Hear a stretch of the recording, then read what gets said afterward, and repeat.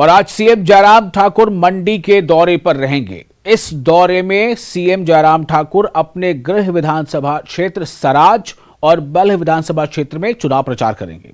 इस दौरान सीएम सराज विधानसभा क्षेत्र के छतरी में खुद के लिए तो बल्ह विधानसभा क्षेत्र के कोठी में बीजेपी के उम्मीदवार इंद्र सिंह गांधी के लिए वोट मांगेंगे।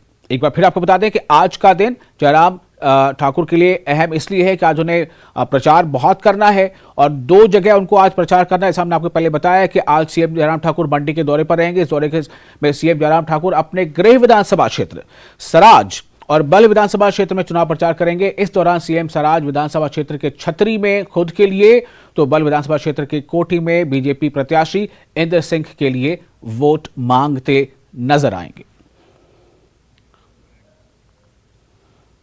मनाली विधानसभा कांग्रेस कमेटी के महासचिव और प्रवक्ता चेतराम नेगी का सड़क दुर्घटना में निधन हो गया है।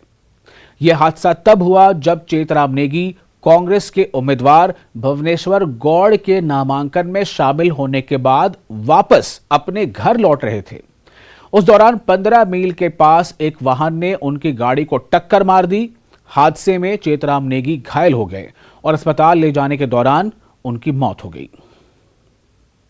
तो कांग्रेस खेमे में एक गम की लहर है, दुख की लहर है। एक ऐसे समय जब किसी भी पार्टी का छोटे से छोटा और बड़े से बड़ा कार्यकर्ता बहुत ज्यादा अहमियत का जो है वो हामिल होता है, बहुत ज्यादा उसकी जरूरत बढ़ जाती है। चूंकि चुनाव होने वाले हैं, ऐसे में एक खबर जो है वो कांग्रेस खेमे के लिए दुख भरी खबर है। मनाली विधानसभा कांग्रेस कमेटी के महासचिव और प्रवक्ता चेतराम नेगी का सड़क दुर्घटना में निधन हो गया है।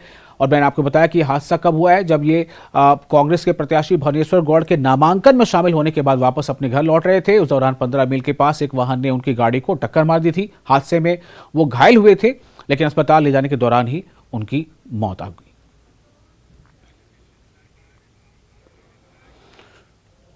अगली खबर लाहौल स्पीति से है। लाहौल स्पीति से आम आदमी पार्टी के